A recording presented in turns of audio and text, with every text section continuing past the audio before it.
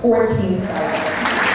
So we've been working really hard here, and I have to admit, this country is so absolutely gorgeous. The people have been so absolutely amazing. And I'm acclimating myself with the culture. I've been having a good time with my flat whites and my trim flat whites and my long blacks, which has an extra side of water on the side. So I've been having a really good time. I also went to the zoo here. The Auckland Zoo was absolutely fantastic. And I met and pet a baby kiwi. And the feathers feel like fur. I don't know if you guys have ever touched a kiwi. I know you are kiwis, but have you touched yourself? Very furry. But you know, sometimes when I'm having these amazing moments in beautiful places like this, I think back to when I was a little girl, you know, a little awkward-looking girl from Inglewood, California, which is a little town near Los Angeles. And I never really thought that I would get this far. I created America's Next Top Model many years ago, and I had this idea. I remember, American Idol was very popular when I first started, and of course still is. And I remember watching that show, and I said, wow, I want to create something like that, but in the modeling world, but where you get to see them live and the whole process, because this has been a very interesting career that I've had, and I would love to be able to give this opportunity to other young girls, and also to be able to expand with beautiful Liz.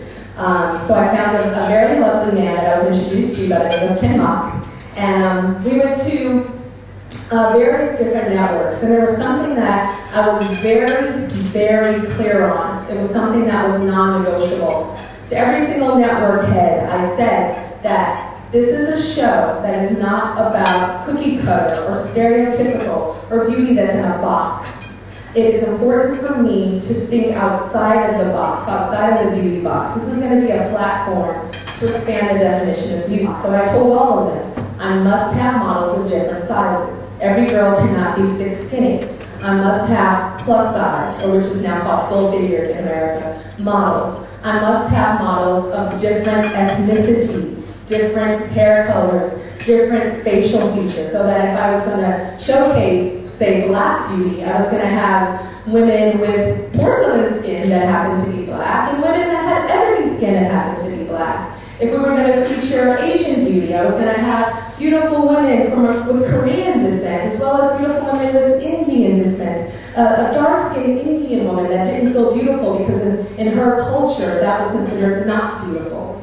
And the network said, okay. And they have kept their word. And I must say that America's Next Top Model to this day is the most diverse cast in a competition-based reality series having to do with talent in the entire United States. And that's because Ken and I put our foot down from the beginning, and I'm very proud of that. It's been my passion, and I think the reason why expanding the definitions of beauty have been my passion is because of my background. Of course, we all know I'm a black woman, and every single day of my career, no matter how supermodel I got, I always had designers and my agents and different magazines or different cosmetic companies or whatever it is tell me every single day that I could not do that job or couldn't even go on an audition or a go-see for that job because of the color of my skin.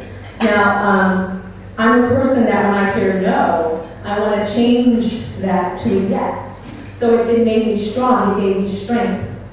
On top of being a black woman in the fashion industry, I also had about 20 or 25 pounds more on my butt, and my boobs, and my waist, and my shoulders, and my legs, my toes, than everybody else. So I was thicker, I was bigger. So that was another obstacle that I actually relished in. I remember one year, the modeling agency gave a note to my mother, because my mother used to help me with my career, and they gave her a note. And it was a list of all of the designers that would not hire me that season because my breasts and my hips were getting bigger.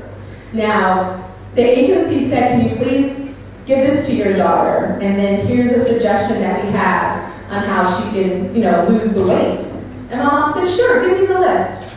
So my mom showed the list to me, and she went down all the list of all these the biggest Italian designer names you could think of that didn't want to hire me anymore. And then I went through the list, and I was kind of getting teared up a little bit, and she goes, and you know what we're going to do right now? We're going to go get pizza. That moment was such a defining moment for me. And I said, you know, I'm going to take control of myself, and I'm going to take this platform and be for a young woman what my mother was for me. And so when people see, a lot of the times you see America's Next Top Model, and you think, oh, it's about models. How can she be preaching about beauty and changing beauty when it's about models? Yes, it is about models. Yes, it is about taking a great picture, an edgy picture, an interesting picture. But that's the sugar. There's so much medicine inside of Top Model. And I'm telling her, you are gorgeous, you are fantastic. I believe that because my eye is attracted to interesting, odd, different beauty.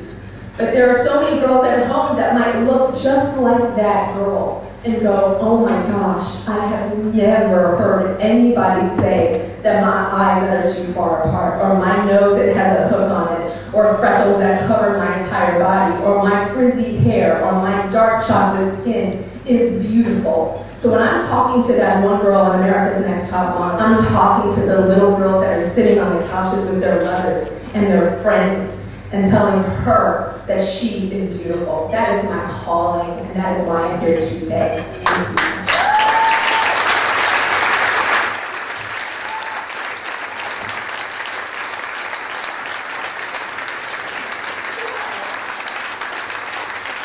We have so much power, and young girls need it. They need to see reflections of themselves in the media.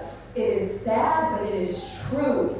It is sad, but it is true that a girl's reflection and how she feels about her outer self really affects her self-esteem.